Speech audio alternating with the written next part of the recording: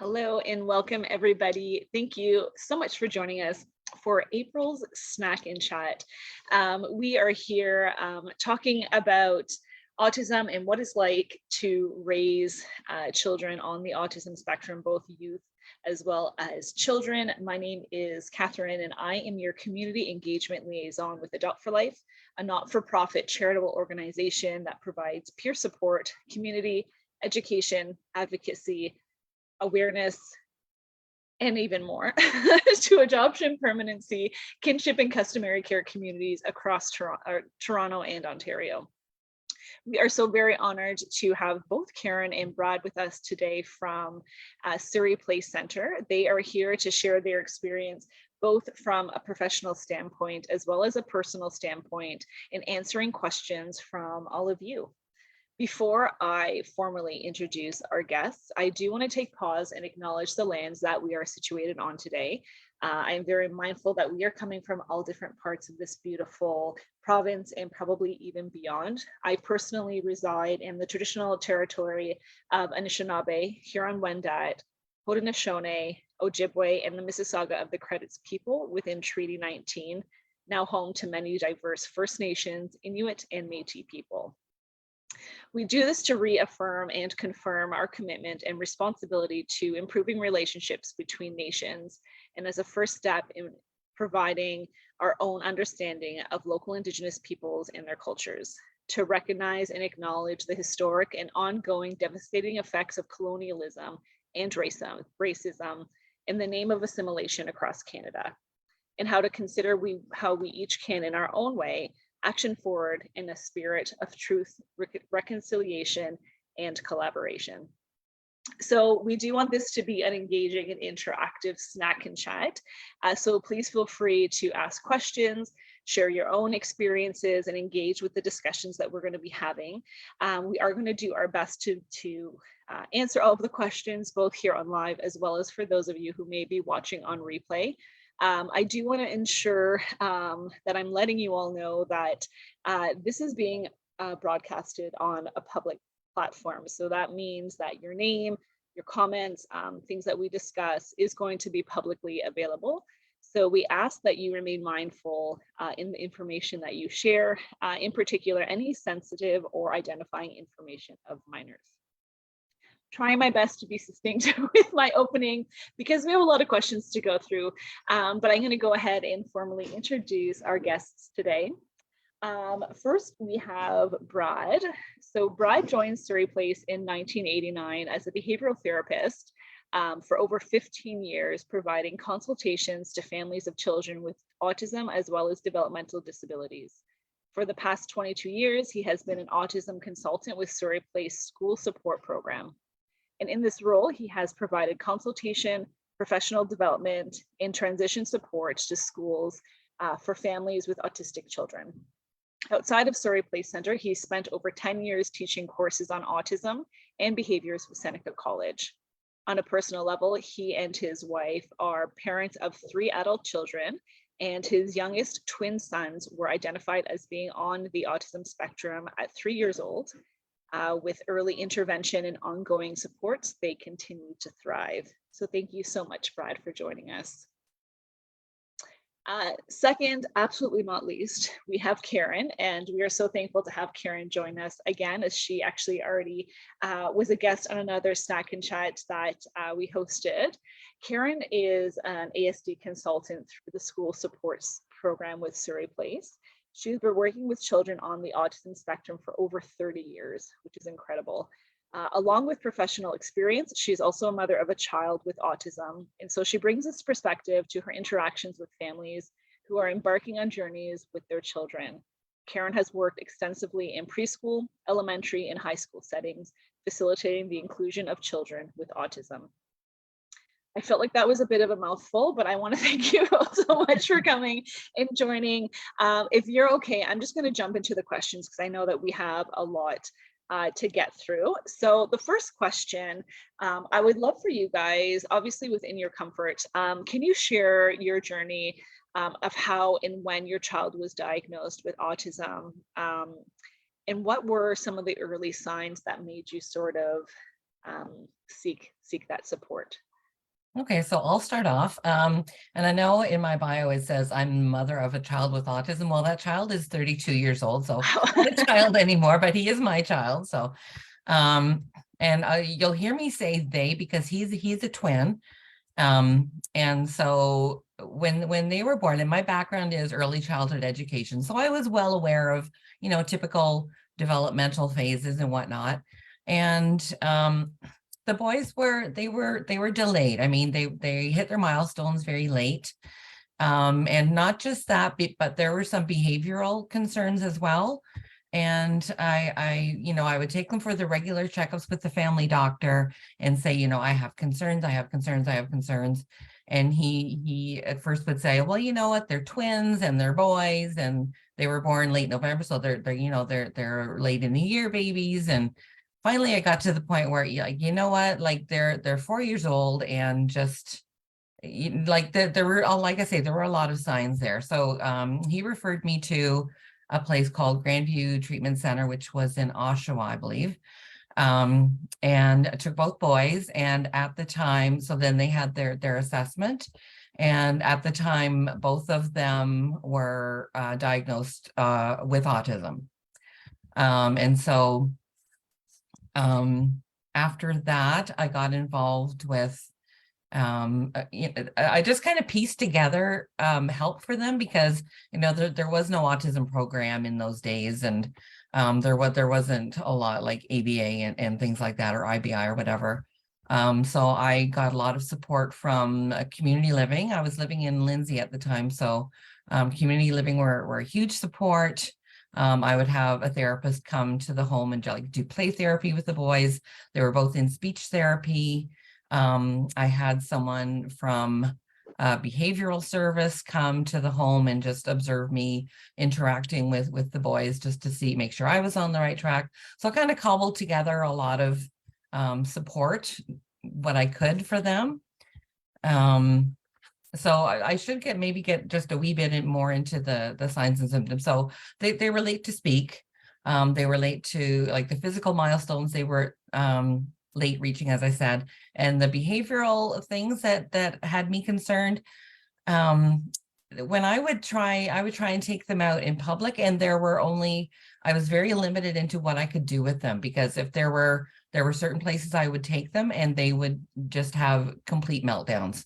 So I thought, you know what, like I understand being, some kids are more anxious than others, but it was really limiting. And I just like I say, I had a background in ECE, so I knew that this wasn't typical, and so that's why I delved further into it.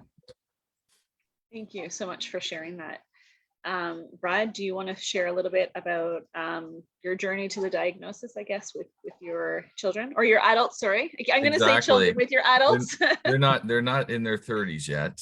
They just actually turned 20. Wow. And so our journey was a little bit similar to Karen's.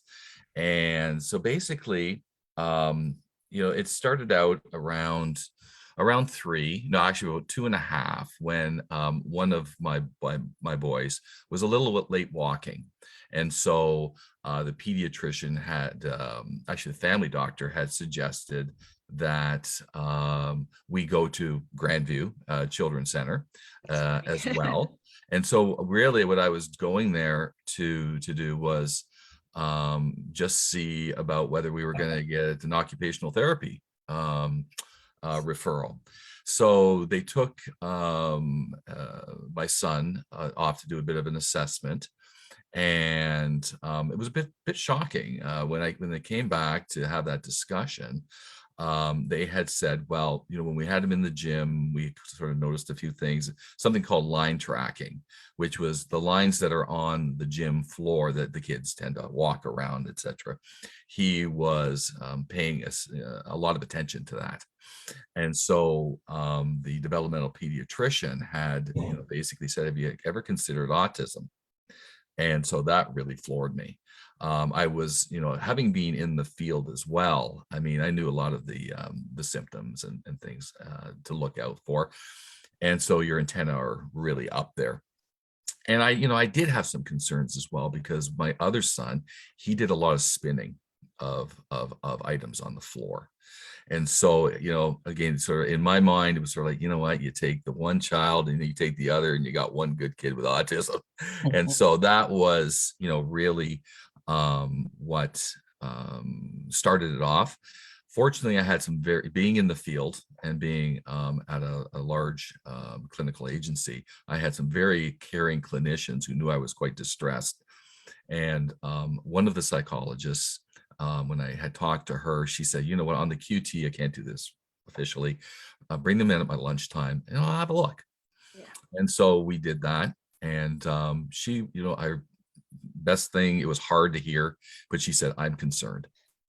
And so then I, you know, again, I was able, because I was in the field, I was able to get a hold of another pediatrician colleague, and she, you know, we were able to set up an appointment. And it was at that point, the formal assessments were done on both the boys, and we got the diagnosis of autism spectrum disorder, though very, very high on the autism spectrum. From that point, we knew we had to get active. Of course, you are devastated at first, but we knew we had to get active. And unlike Karen, this was the beginning of IBI, ABA. I'd always been practicing ABA for years, but it was now more formal intervention. And so we decided that we were going to put them on the list for the funding, but we weren't going to wait. And so we decided to make those. It wasn't a sacrifice. It wasn't even a question. We paid out of pocket. We formulated our own team for in-home therapy, started it, paid until we were able to get the funding to take over, because we knew the time was sort of the essence. In addition, we took advantage of any and all referred services that were available: occupational therapy, speech and language therapy, all of that. Something that was recommended to us, and we took advantage of it right away, was we put them into daycare. Not home daycare, but we want to call it professional daycare, for communications, to really help with communications, socialization. We were toilet training them. We were able to access some extra funding for a support person that we were able to train and have in there. So we really got active very, very quickly with those boys, because of having been in the field already for 15 years. I knew that early intervention was key to take advantage. So that's kind of what our early journey looked like. And if it's all right as well, I just want to very briefly sort of share my journey, because it is a little bit different from both of yours. And I do find a lot of families are diagnosed, or children are diagnosed at an earlier stage now than what it used to be. However, my daughter, who will be 13 next month, was actually just diagnosed with autism 3, or used to be called severe autism, this past year. And so we adopted her at 3.5, and we knew she had complex needs. So she is nonverbal. She has a lot of stimming behaviors. And for those who don't know, it's a lot of hand flapping. For her, it's chest hitting, a lot of things to help get that stimulation. And we didn't realize that it was actually autism related until about 10 years after she came home. So we thought she had all these syndromes and all, but like you were saying, Brad, we engaged in every therapy available, anything that she could be in, we were placing her in. And so for our journey, I guess it's a bit different, because we didn't get the autism diagnosis until a little bit later on. But I think the journey almost seems the same, right? You still have to advocate, you still have to get the resources and supports in there. And it's always changing as well. So keeping on top of what's available and how it's available, I think is really important.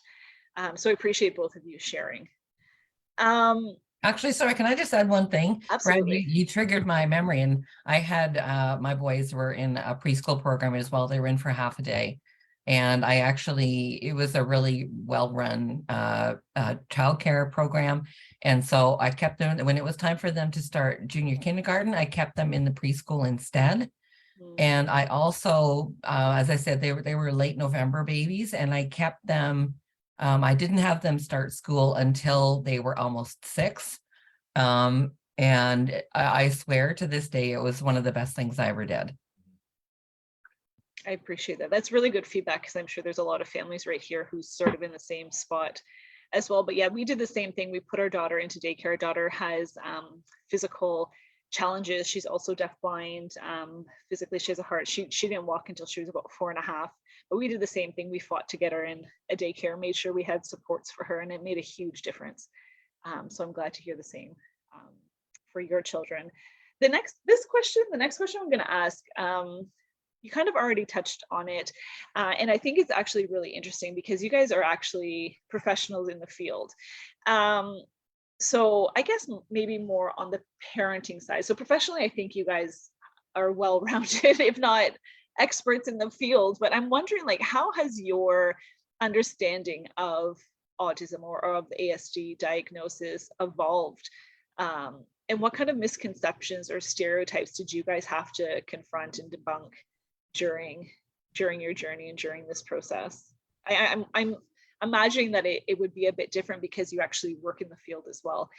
So I'd love to hear your experiences. Well, the reason I work in the field is because of my son. That's how I got into the autism field. I knew, I would say, next to nothing about autism. Like I say, I knew there was something up. I didn't know that it was autism. And I might not have agreed with the diagnosis at the time, but having that label got me the funding that I needed for the intensive support. So I went with it. Yeah. And sorry, I just totally lost my train of thought. That's okay. So like I say, I knew very little about autism, and I got into the field, as I say, because of my son. And when the boys were in school, they had EA support. And there was one time, I think I was going to an IPRC meeting, and the EA was going with me, and we were talking, we traveled together, and we talked on the way. And she said, like, you'd be really good at this. And so, like, then when I went back to work, as an EA, working primarily with kids on the autism spectrum, and then got into IBI. Anyways, like I say, until my son was diagnosed, I knew nothing. Like, I'd seen the movie Rain Man. That was like my only exposure to anything to do with autism. I knew very little about it. I'd never come across kids on the spectrum while I was working in as an ECE. So I don't know if my experience is maybe a little bit backwards from Brad's, because like I say, I got into the field because of my son, and it's not like I was in the field and knew about it. So Right. I've learned a lot over the years, let's say. That makes sense, right? Brad, how about you? So we heard kind of Karen's, like, she Yeah. kind of started with the nothing, but for you, I think it's the exact opposite. Well, I was a baby when I got into this field, and a couple of years out of university, and Surrey Place was really kind of at the cutting edge of working behaviorally with children and adults, well, all the way along the lifespan with autism, developmental disabilities. And before anybody called it ABA or IBI, we were called Skinnerian behaviorists, using behavior modification, using some of the earliest technologies that were available, that everything now has evolved from, to try to work with these children. My earliest beliefs around autism were that autistic children did not speak. They were hard to toilet train. They had severe behavior problems, primarily because that is what we were seeing. That is what I was dealing with on a daily basis. They did not, the communication was very, very poor. And progress was going to be incredibly slow. So when my own kids came along, I mean, that had changed. The things were changing. The spectrum had become much broader, and at least my understanding of the spectrum had become much broader, because my children were diagnosed very high on the spectrum. I call it 1 foot in, 1 foot out. what would be kind of the old diagnosis of Asperger's syndrome. They didn't have problems with communication. There were some behavioral issues. One of my children self-injured, but we got that under control. But primarily the issues that my children were, especially one, was dealing with was kind of in that sphere of social communication, socialization, making friends, keeping friends, that kind of issue. My children never had any problems academically. They were actually gifted.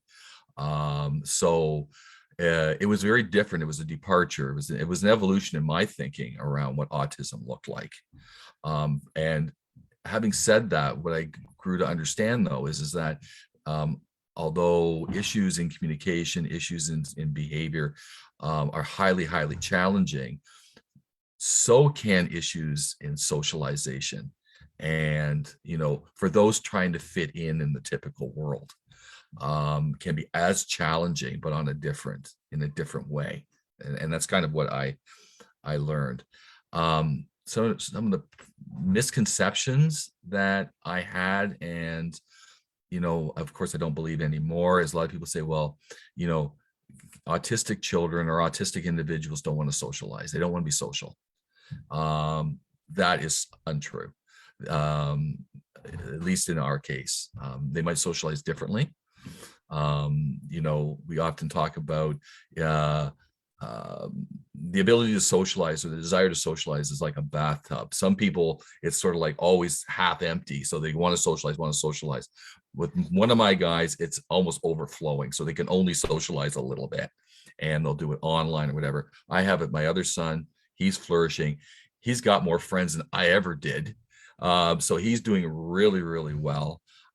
So that really changed my perspective, and that it is a wide spectrum, and everybody has, you know, strengths and challenges in different areas, and it might be higher in one area and less in the other. So it's been a long learning journey for me, and I think it's made me a better clinician, better parent, just having being able to sort of travel this road and see all the different, you know, some situations.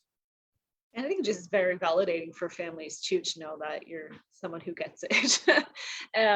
You know, Brad, as you were talking as well, and actually Karen, you as well, something that kept going on my brain, and pre-adoption, I actually worked in the autism field, you know, in my youngin days as well. You know, 19, 20 years old, I worked for Geneva Center for Autism. And the one thing that I learned kind of really fresh into this kind of world is that if you meet one person with autism, then you meet one person with autism. And I think that that's just telling, with all of the experiences of us as parents, but also for our children and adults that we are raising. And I agree, my daughter has very complex needs and multiple needs, but she's a very social kid, and people assumed that was the number one reason why actually she didn't get referred to autism diagnosis, is because she wants to cuddle, she wants to be on you, she wants to play with you. And we were sort of told, no, she would just want to try and ignore you and be alone. So I really appreciate both of you sharing. So we talked a little bit about your experiences, both as professionals and as parents, talked a little bit about the journeys with your children and their diagnosis. I'm wondering how, or what your experiences is raising a child with autism, how it impacted your family dynamic in relationship with other family members. And I'm also wondering if you have any strategies or maybe approaches that have helped. It's kind of a really big part question, but if you want to answer any of that, Karen, wondering what's worked for your family. Now my family, we were kind of unique, because when my older boys were diagnosed with autism, I was pregnant with my second set of twins. And so, you know, like with everything that was going on there, my marriage broke down. And so I was on my own with the boys. But as far as extended family went, oh my gosh, my kids could not have asked for better grandparents on both sides. they just like were 100% accepting 100% of the time, like, you know, despite their behavioral challenges. And just I have this mental image of my ex-mother-in-law trying to cut the boys' hair. They hated getting their hair cut, and so like someone would have to literally hold them down, and she would just, you know, she would just be in there and, you know, never criticize them, never said anything negative about them. And so I was blessed with my extended family. And did you find that, this isn't one of the questions we prepared, but I'm wondering, did you Mhm. find that asking for help, so reaching out to your family members and asking for help, it was well received? You were able to kind of build that community around you? That's actually something, I'll be honest, I was really bad at. I was really bad at asking for help. If I would have, I know I would have gotten it. But I don't know if call it stubbornness or whatever, or just being so overwhelmed that I couldn't think straight. I have a whole other story about getting help if at some point we want to talk about that. But yeah, I was not good at asking for help. I think that's fair. And I think there's a lot of families who can resonate with all of that, including myself. So I appreciate that. But I'm really happy to hear that you did have supports in place, and that I think having people in your life who are non-judgmental, who's just Mhm. going to go for the ride, because you never know where it's going to take us. You know, having Yeah. those people that are just going to be in it and be helpful, I think is, whether it's family or friends or whoever it is, Yep. finding those people, I think is huge. Mhm. Mhm. Brad, do you have anything that you wanted to share as well, or any strategies or things Sure. that worked for your family? I mean, as far as our family, I mean, I, it was sort of a different situation. I mean, different path in that it actually made my marriage stronger.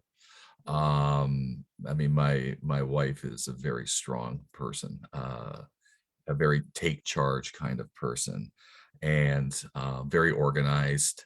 Sort of meets things head on. It's kind of she's very much deal with it, and that's kind of sort of been the mantra around here. I mean, sure. I mean, you know, the sadness was there, the grieving's there, all of that. But you know, at the end of the day, it's deal with it. We need to get these kids on the right track.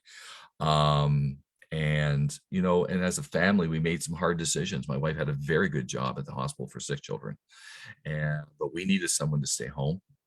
We needed somebody to basically be a service coordinator for all the therapy that was going to be happening, the appointments that were going to happen, um, be involved with the school. That's very, very important, being very visible with the school. And so she decided to make that sacrifice. I was, you know, fortunate enough that, you know, I made enough money to be able to support the family. We made the decisions that, yeah, we aren't going to be the family with the two expensive cars and you know and taking those big trips and things like that, because therapy is expensive, and so you know we decided together that we were going to make those sacrifices. And it's only been recently that we've started to get some of the old life back, and so, and then with the extended family, they were great. Now it might have had something to do with the game because my children were pretty high functioning. They really didn't stand out much in the crowd, so there weren't a lot of huge issues that they needed to deal with. They never said, "Oh, you're being silly." There's nothing wrong with them, but they were, you know, they were always there. They were never turned off by anything they did, you know, and you know we had a good friend base, and so that was a positive thing. Um, as far as any strategies, I don't know about strategies for family, but you know, for them, it was getting them involved in getting them involved in the community. You know, things like Cubs and you know, things, activities, just to be able to be around other people so that other people could be accepting. We weren't out there saying, "Oh, hey, my children have autism." If it, you know, it's a don't ask, don't tell. You know, if they, you know, if there wasn't anything that had to be explained, we didn't go out of our way. Yeah. That whether that's right or wrong, that's just how we did it. Because some people are very kind and accepting, some people aren't. That is a reality. And so, yeah, so, you know, we just played it by ear, but we tried to stay you know, we put our wagons in a circle in a bit, right? Um, and try to just stay, you know, a really cohesive family unit. So I appreciate that. Thank you both for sharing your experiences. I know from my family, because my daughter has very significant care needs, she needs 24/7 care. This are her siblings, our other children. We sometimes can struggle with the attention piece, so trying to give them each equal attention is something that we continue. But I find that because we've been open as a family and we talk about it and we let our kids have a voice, even though they are younger, they do have a voice in letting us know that they need time away. That's been really helpful in our specific family dynamic. And we're very grateful to have access to respite. So my daughter is not able to go out. She gets very overwhelmed. It becomes unsafe. So weekends away as a trip, like as a family, just doesn't happen with her. So that's when we utilize things like that. So that's how our strategies have worked. But same thing, reaching out to family and friends. And although we don't specifically have many family members who can physically care for our daughter because her needs are so great, having people watch her, having people take our other children, all of those things, we found ways to build our circle into what it needs to look like for our family. one thing I didn't mention is that my boys have an older brother. He's 3 years older, and I should give him an honorable mention, A because little shout out, yeah. yeah, he's been a great brother. And as far as a family goes, that's one other thing too, is we always remembered that we had 3 children, not just the 2. So, and not feeling guilty that, you know what, maybe they're not going to go someplace because we want to, or I wanted to, or my wife and I wanted to spend some quality time with our other son. So we always made sure he was in sports, baseball. I would go out and do those regular things with him. And it's kind of like, yeah, we have another child that has needs of their own, right? And trying to get those met. And as far as being a good brother, one good thing about, you know, in our business is that we often have to be careful about what we say and what we do, how we give feedback to our clients, etc., or, you know, or when we're counseling families as to how to give feedback on behaviors or whatever. The nice thing about a brother is that he can be more of a mentor and not mince words. If something's not cool, he will tell them in a language that they understand. And you know, and so that's been very, very helpful. And it gives us some comfort as we get older. Not that we're going to saddle our oldest son with the, you know, the needs of his younger brothers, but there is that comfort that he gets it. He's involved, and that at some point, you know, we know that he'll be there to be that sounding board and to just watch over, you know, and make sure everything's good with his little brothers. Yes, I appreciate with that too, because we see, yeah, my kids have no problem in trying to put our daughter in her place if she's acting out a certain way, just like siblings do. So I can totally relate. And I find that kids just listen to anyone but their parents most days anyways. So I think that helps. I am mindful of time. So I'm going to skip some of the questions. I do have a question that I think is going to be important to our community who is watching. What advice would you give to parents who may suspect their child could be on the autism spectrum? Or perhaps parents who've just received their diagnosis, received an autism diagnosis. And do you have any resources or support? So I know we talked a lot about the informal supports in building that community and reaching out for help, or knowing when you need to reach out for help and maybe pushing yourself to do that a bit more. I'm wondering if you have any specific supports for those who are just kind of starting the journey and where they might be able to turn to. It's a big question to ask with 10 minutes, but we're going to go through it. Well, and Brad and I talked about this, and I think a good first step is Autism Ontario. and they have local chapters, so they can connect you with people in the area. I would encourage families to do as I say and not as I did. Like reach out and, like you said, build your community. Having a child with exceptional needs can be very isolating. And so if you can reach out to parents who are on a similar journey to you, like they get it, they get what you're going through. So yeah, Autism Ontario, of course, Surrey Place. I Yeah, appreciate that.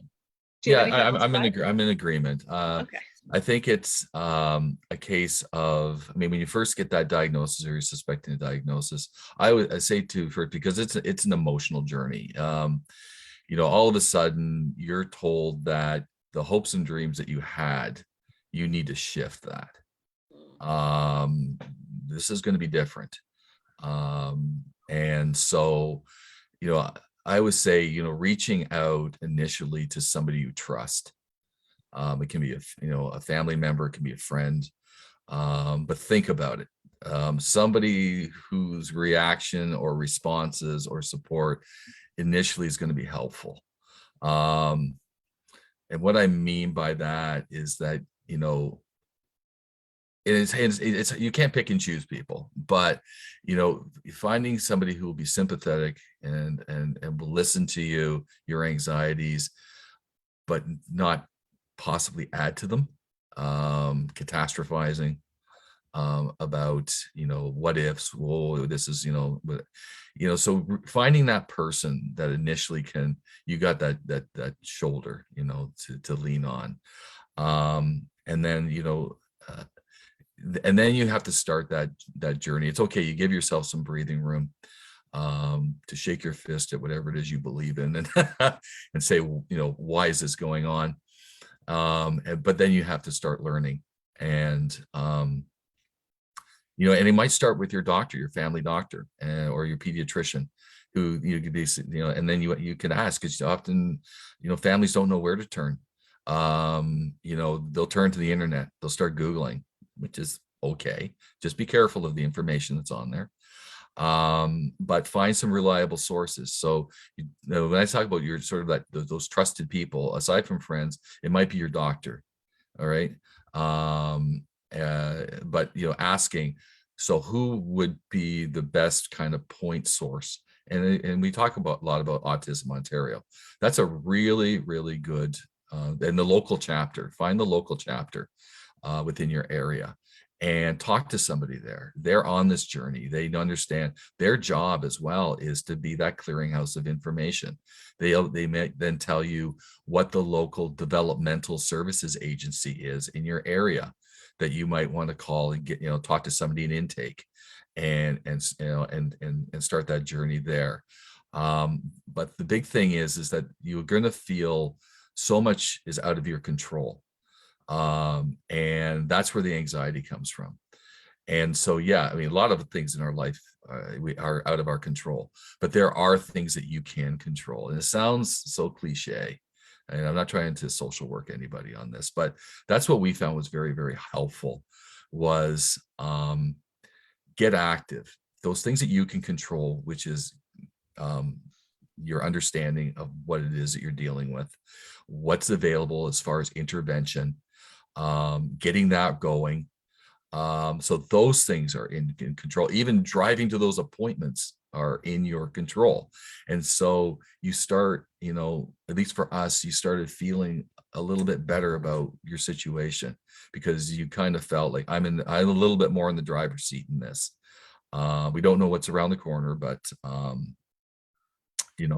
there are things that we can do, and we should start doing them. I agree. I really appreciate both of you sharing that, because it's very easy to feel overwhelmed, not know what to do first, second guess everything that you do sometimes. A lot of paperwork for a lot of services and supports.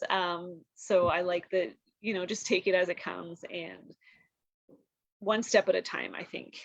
When both of you were talking, have you ever heard of the poem called Welcome to Holland? Yeah.